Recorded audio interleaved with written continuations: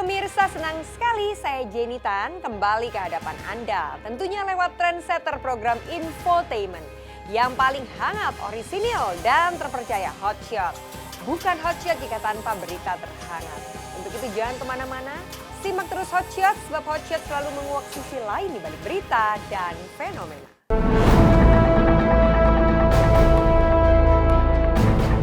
Pasca menuai heboh karena mendulang petisi dan dituding sebagai ustazah abal-abal hingga konon menutup diri, kemarin Oki Setiana Dewi akhirnya membuka diri. Dengan ditemani Ori Fitrio sang suami, Oki alih-alih menampakkan wajah galau apalagi emosi karena dituding sebagai ustazah abal-abal, tapi ibu dua anak ini justru rajin menguntai senyum tenang, menjawab semua tudingan yang menghunjam sosoknya sebagai pendakwa.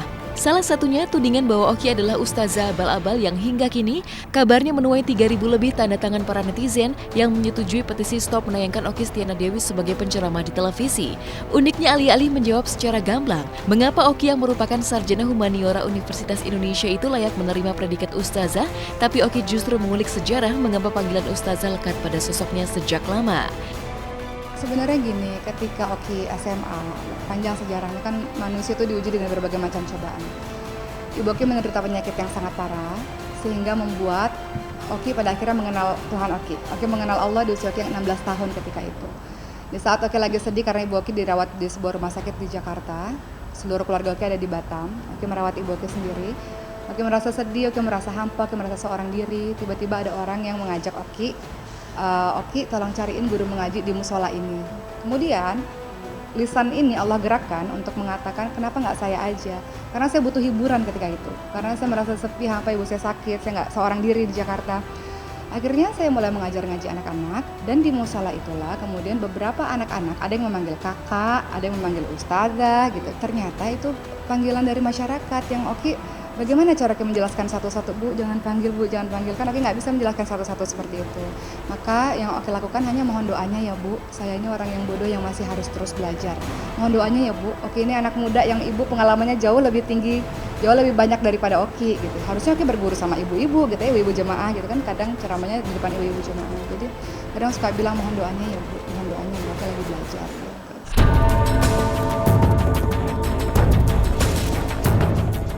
Ya, karena sosok sang ibulah Oki Setiana Dewi seolah terpaut hikmah hingga ramai menuai sebutan ustazah.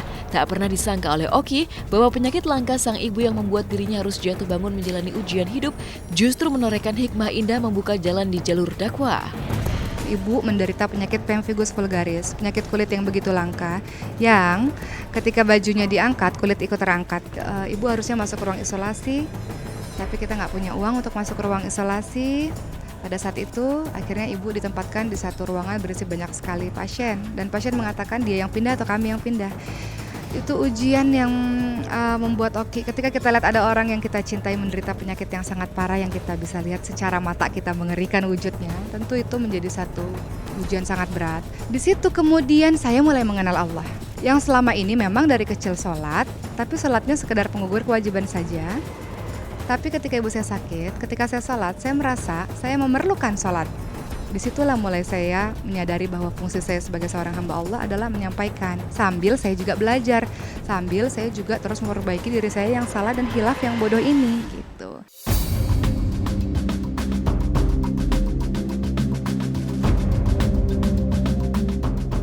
Tapi ironisnya langkah Oki yang berani menyandang predikat ustazah meski sama sekali tak memiliki latar belakang ilmu agama, kini seolah mendulang bumerang. Pasalnya Oki dituding sebagai ustazah abal-abal karena berani mengaku sebagai lulusan Universitas Ummul Qura di Mekah lewat jalur mustamik. Tapi faktanya, Oki hanya 1 bulan belajar di universitas bergengsi di Saudi Arabia yang terkenal melahirkan para cendekiawan muslim itu.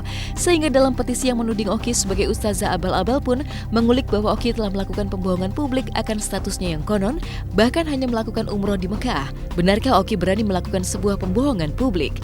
Entahlah, yang pasti Oki menjabarkan bahwa selama berada di Universitas Ummul Qura lewat jalur mustami, Oki mempelajari bahasa Arab dan bukannya ilmu Islam. Adapun mengenai yang banyak mengatakan Oki melakukan bohong gitu ya karena pernah ada di Ummul Qura. Alhamdulillah Oki sebenarnya takut untuk berbohong. Di tahun 2012, Oki telah menulis buku 4 tahun yang lalu. Oki tulis buku judulnya adalah Cahaya di Atas Cahaya. Oki menceritakan secara detail perjalanan sejak awal di Indonesia, bagaimana Oki kebingungan soal uang, bagaimana Oki kebingungan emang bisa belajar gitu ya. Sampai akhirnya Oki berangkat ke sana, sampai kemudian Oki merasakan bagaimana belajar di sana selama 1 bulan. Oki mustami di sana. Mustami itu Oki mendengarkan. Jadi ada kelas yang isinya adalah teman-teman dari seluruh penjuru negara gitu ya. Di sana mereka tidak bisa bahasa Arab gitu. Nah di sana mereka belajar bahasa Arab, belajar Qur'annya, dan Oki ada di situ. Oki merasakan bagaimana bergaul dengan teman-teman di sana selama 1 bulan. Kenapa 1 bulan? Karena memang Oki tidak memiliki mahram. Dalam artian kalau mau belajar lama Oki harus menikah dengan orang di sana atau ada keluarga di sana gitu.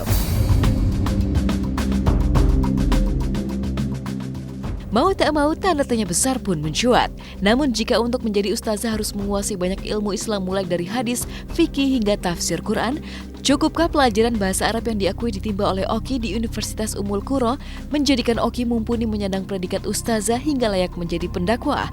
Ironisnya, alih-alih berusaha membuktikan diri bahwa dirinya mumpuni menyandang predikat ustazah dengan memperdalam ilmu, Oki bahkan mengaku akan meneruskan studinya di kota Milan, Italia untuk sekolah mode. Sebuah jurusan yang sangat jauh dari bidang dakwah untuk meneguhkan posisinya sebagai ustazah. Insya Allah sih September kalau Allah izinkan itu Oki mau daftar di UNJ di S3-nya. Tapi kalau tidak diizinkan mungkin tahun depan lah. Karena Oki lagi sekolah juga kan, lebih ke sekolah mode gitu kan. Insya Allah tahun depan tuh dia harus keluar ke Milan untuk 2 bulan. Insya Allah. Ketika kita sudah berani bermuncul di hadapan jamaah dalam satu acara Maulid Isra Mi'raj, tabligh akbar, majelis ilmu, majelis ta'lim, itu harus ada ilmu asal usul yang jelas, atau kalau bahasa kita sanad yang jelas.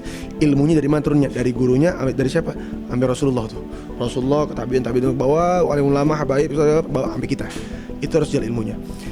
Kalau beliau mengatakan beliau pernah mondok di Kairo, Allahu a'lam.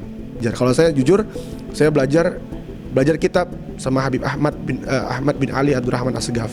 Saya belajar kitab dengan beliau. Saya belajar guru-guru sama guru lain, ada Habib Idrus Jamul Lail, kemudian anaknya Habib Fahri Jamul Lail, ada Habib Muhammad Atali. Banyak guru-guru saya yang kemudian Habib Mahdi Alatos, yang artinya nggak cukup punya guru 1 orang, nggak cukup punya guru. Kata Rasulullah, carilah guru 40 orang, arba'in, 40 orang.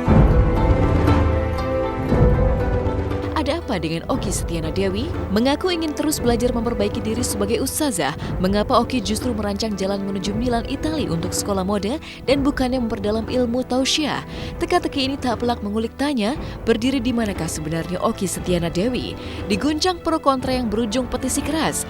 Mungkinkah Oki Setiana Dewi patah arang sehingga lebih memilih melanjutkan studi ke sekolah mode daripada memperdalam kemampuannya sebagai ustazah yang konon memiliki tarif honor fantastis hingga puluhan juta rupiah sekali tausiah?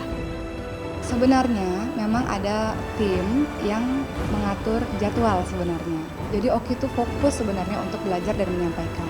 Ketika pun pada akhirnya ada orang yang memanggil, Ki datang dong untuk penggalangan dana Palestina, misalnya donasi Palestina, datang dong untuk acara bakti sosial untuk yatim piatu. Masa sih meminta dengan sebegitunya gitu kan? Kalau misalnya dibilang fasilitas mewah itu seperti apa gitu kan? Ada yang bilang minta Fortuner atau apa. Alhamdulillah itu tidak benar. Jadi kalau dikatakan fasilitas hotel bintang 5 itu nggak benar, alhamdulillah. Jadi ustadz pun juga tidak dilarang untuk sejahtera, tidak dilarang untuk kaya, tetapi jangan menumpuk kekayaannya itu dari hasil ceramah-ceramahnya itu dengan cara mentarif di mana yang berceramah. Apalagi ilmunya itu masih sekulit bawang. Kesepakatan seperti halnya transportasi yang nanggung siapa, lalu nginepnya di mana. Kalau toh umpamanya, Pak, kalau nanti dapatnya sekian kita akan dikasih umpamanya sekian.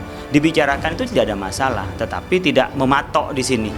Saya kalau dakwah, kalau diundang harus bayar, kalau ke saya harus bayar 15 juta, harus 20 juta, harus 50 juta umpamanya, di tempat dalam kondisi seperti apapun.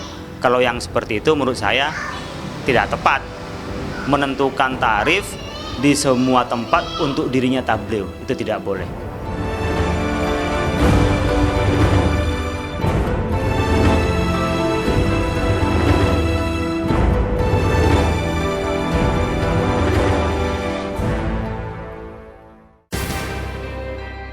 Baru saja menjalin cinta baru, Cita Citata kembali harus gigit jari karena cintanya dengan Ical Muhammad putus di tengah jalan dengan alasan yang misterius.